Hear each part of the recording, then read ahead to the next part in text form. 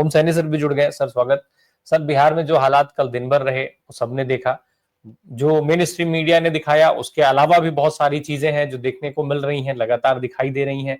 चाहे वो गर्भवती महिला को सड़क पर खड़ा करके मतलब उसकी गाड़ी को रोके रखना हो, या तमाम लोगों के साथ जो अपने काम पर जा रहे थे उनके साथ मारपीट हुई, बाकायदा लिटरली मारा गया है दौड़ा दौड़ा करके। बहुत सारे दृश्य ऐसे हैं जो हम यूट्यूब के गाइडलाइंस की वजह से आपको दिखा नहीं सकते हैं।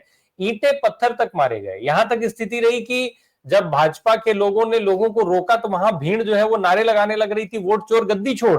उसके बाद वो भाजपा के लोग जो है, भाजपा के कार्यकर्ता ईंटा पत्थर उठा करके उन लोगों को मार रहे थे। इस तरीके की वीडियोस हैं, और ऐसा नहीं कि वो मैं कोई हवा हवाई बात कर रहा हूं, आप सोशल मीडिया पे जाके देख लीजिए। मैं तो गाइडलाइंस की वजह से आपको नहीं दिखा रहा हूं, अदरवाइज मैं दिखा सकता हूं वो सारी वीडियोस यहाँ पर। ओम सैनी सर, कुल मिला के ये जो सारी चीजें रही, कल दिन भर रही, और आज जिस तरीके का सन्नाटा पसरा हुआ है गाली को लेकर के, क्या कल का जो लिटमस टेस्ट था वो फेल रहा, जैसा अभी सकेब जिक्र कर रहे थे, और वो उसका रिजल्ट जो रहा उसने भाजपाइयों को आहत कर दिया है, शांत रहने पर मजबूर कर दिया है। मैं भी मां का कैंपेन तो चला लिया, लेकिन वो कैंपेन भी फुस हो गया। साहब धन्यवाद। देखिए, बिहार यहाँ से जैसा नजर आ रहा था कल, तो बार बार लग रहा था कि ये रेणु का रेणु का बिहार है या कुछ और है। फिर समझ में आया कि ये रचा हुआ और जो एक कृत्रिम बिहार है, जो किसी की अम्मा के कुछ बारे में कुछ कहे जाने पर जो उद्वेलित हो रहा है।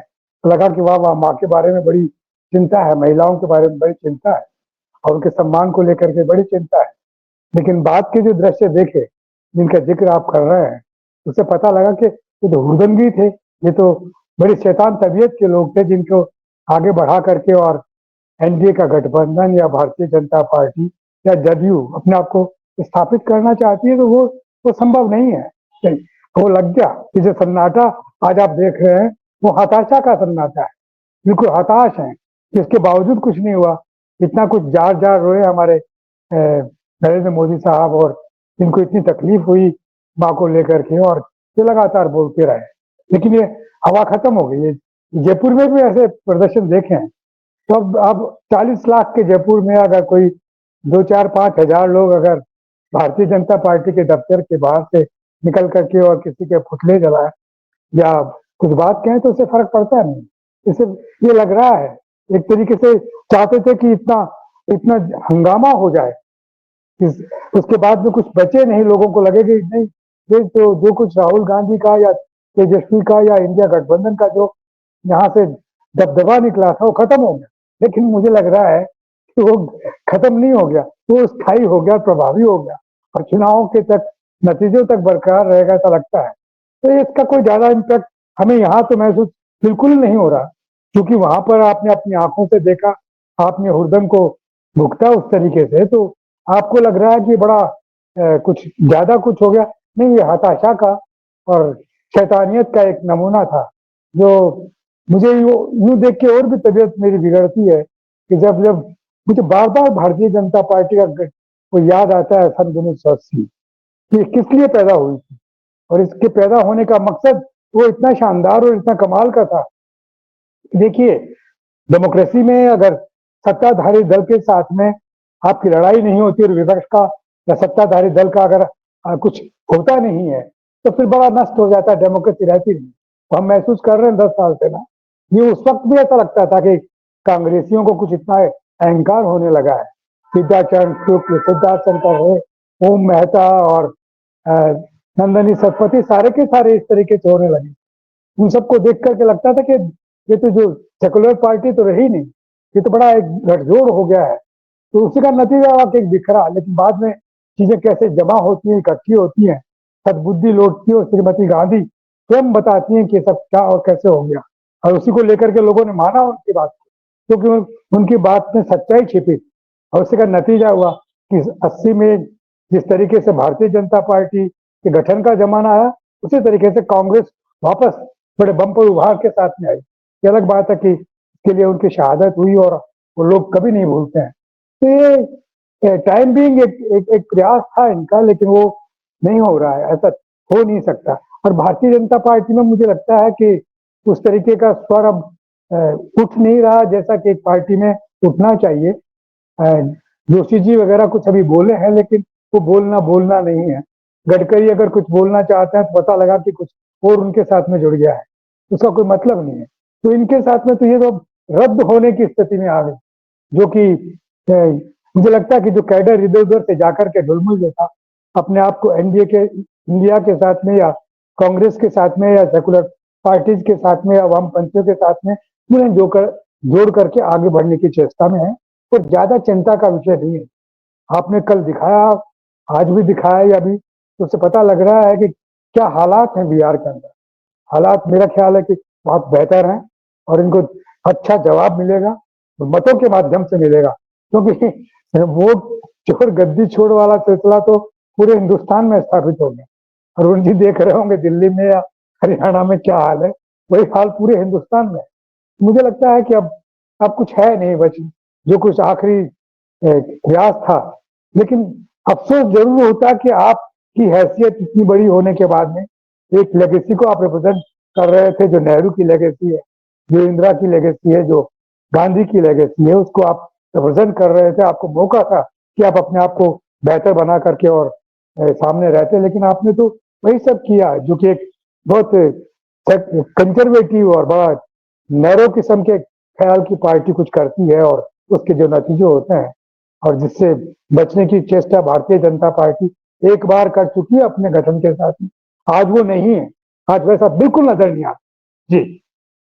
ओम सैनी सर, ये जो पूरी बातचीत है, जिस तरीके से हमने देश देखे हैं लगातार एक के बाद एक या तमाम, मोदी जी का ये विक्टिम कार्ड, खैर हालांकि विक्टिम कार्ड वो अक्सर खेलते रहते हैं, कुछ ना कुछ हर बार वो ऐसा लेकर के आते हैं जिससे लोगों को इमोशनली अटैच किया जा सके, और वो शायद एक बार फिर से वो अपनी माँ के नाम पर वही करते हुए देखे जा रहे थे।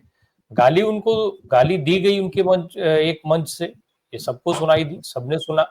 लेकिन जब उस व्यक्ति की गिरफ्तारी हो चुकी है, उस व्यक्ति पर कानूनी प्रक्रियाएं चल रही हैं, ऐसे में इस बंद का क्या मतलब बनता है? आपने बहुत सारे चुनाव, बहुत सारे मुद्दे देखे हैं, तमाम देश प्रदेश को आपने देखा है, लेकिन क्या इस तरीके की परिस्थितियां बनती हैं कि जिस प्रदेश में आप खुद अपने सत्ता में हो, वहां पर एक व्यक्ति जिसकी गिरफ्तारी हो गई हो, फिर भी आपको जो है वो सड़क पे उतरना पड़ जाए, आपकी पार्टी के लोगों को आप सड़क पर उतार दें, केवल इसलिए कि वोट चोर का जो आरोप आपके ऊपर लगा है उसको आप ढक सकें? दूसरा ये भी है कि क्या भाई वो साहब आरोप ढक गया है, क्या वो चोरी छुप गई है इन सब चीजों के आड़ में? भाई साहब देखिए, ये जब लोग हम मीसा में बंद थे पिछली बार, तो एक चीज हमने देखी, और वो ये देखी कि सब लोग इनके यहाँ अफवाह बहुत फैलाते हैं, और आरएसएस को वहां पर जेलों में नाम दिया गया रूमर स्प्रेडिंग सोसाइटी, कि इधर से उधर जो बात करते हैं उसका कोई मतलब नहीं है। हम आरएसएस को बहुत अलग किस्म से देखते थे, ये हिंदू संगठन है, सामाजिक सांस्कृतिक संगठन जैसा कि दावा करता है इनको, और ये जब सारे संप्रदाय अपने आप को एकजुट कर रहे हैं, ऐसा कुछ कर रहे हैं, उस वक्त क्यों ऐसा ख्याल था? ये पता नहीं था जो आज दिख रहा है, उस वक्त नहीं था ऐसा। बहरहाल इनके साथ में दिक्कत यह है कि इनकी बेसिक पॉलिटिकल ट्रेनिंग नहीं हुई है। कॉन्स्पिरेसी के लिए कि रास्ते पर निकलने का रास्ता है, ये लोग सोचने लगे हैं कि जरूरत नहीं पड़ी कि भारतीय जनता पार्टी के गठन के जो जितने निर्माता थे उनको ये सब जरूरत नहीं पड़ी, लेकिन बाद में ये जो पैदा हुए हैं, इन लोगों ने कॉन्स्पिरेसीज के माध्यम से चीजें, अब जिन का किन का नाम लीजिएगा, और इनका उस तरीके से इनका मुकाबला करने के लिए अंदर कोई है नहीं। वरना ऐसी बात कहने से पहले भागवत जी को ही कहना चाहिए कि आप ये क्या कर रहे हैं। अपनी माँ के बारे में इस तरह का जो कुछ हुआ नहीं है, और जिसने किया है वो बाकायदा कानूनी प्रक्रिया में फंस चुका है, पकड़ में आ चुका है, कौन है ये भी पता लग गया। एक बहुत कमजोर आदमी है जिसको इस बात का पता नहीं है कि इसका कॉन्सिक्वेंसेस क्या होंगे, तो आपको पूरे देश में फैलाने की क्या आवश्यकता है? अगर भागवत जी और पार्टी के बड़े नेता इतने प्रभावी हैं तो उनको सबसे पहले कहना चाहिए। अब नड्डा क्या बोलेंगे जिनको क्रिएट प्रधानमंत्री ने किया है, मतलब उनको पार्टी अध्यक्ष की हैसियत से बोलना चाहिए कि आप क्या लेके आ गए, इसको किस तरीके से फैला रहे हैं। हमें जवाब देना है इंडिया गठबंधन के सवालों का, उनका जवाब देने के लिए हमें अपनी स्ट्रेटेजीज बनानी है, ये नहीं करना कि माँ को ये हुआ या किसी और को ये हुआ। तो ये बातें अब बर्दाश्त करने लगे, और कॉन्स्पिरेसीज में ही इनको आनंद आने लगा है यही वजह है कि इसको स्वीकार किया जा रहा है। और उस पर कल ये सारा जो पूरे देश के अंदर बंद करने की बातें जो रही, बिहार बंद करने की बातें जो रही, प्रदर्शन करने की बातें जो रही, ये बड़ी बेतुकी लगती है। ऐसे बहुत ही रूढ़िवादी और कमजोर मनस्थिति के लोगों का करतब नजर आता है। और मुझे लगता है कि इसका अच्छा खासा असर पड़ेगा उन नौजवानों पे जो इनमें अपना भविष्य तलाशने लगे थे और कहीं एकजुट नहीं थे। अब वो, मेरा ख्याल है कि अब इन सब बातों को समझते हुए, यात्राओं को देखने के बाद में, सवालों के जवाब देखने के बाद में, वोट चोर गद्दी छोड़ वाला मतलब समझने के बाद में, चीजें बहुत डिफरेंट किस्म की होगी। इसमें ज्यादा सोचने की आवश्यकता नहीं है। अब तो बड़ा स्पष्ट हो गया है। कल के दृश्यों ने लोगों के सामने बिल्कुल स्थापित कर दिया कि वास्तव में हुआ क्या है और इससे बचा कैसे जा सकता है। इस सवाल का रास्ता तलाश करना पड़ेगा। इससे बचा कैसे जा सकता है।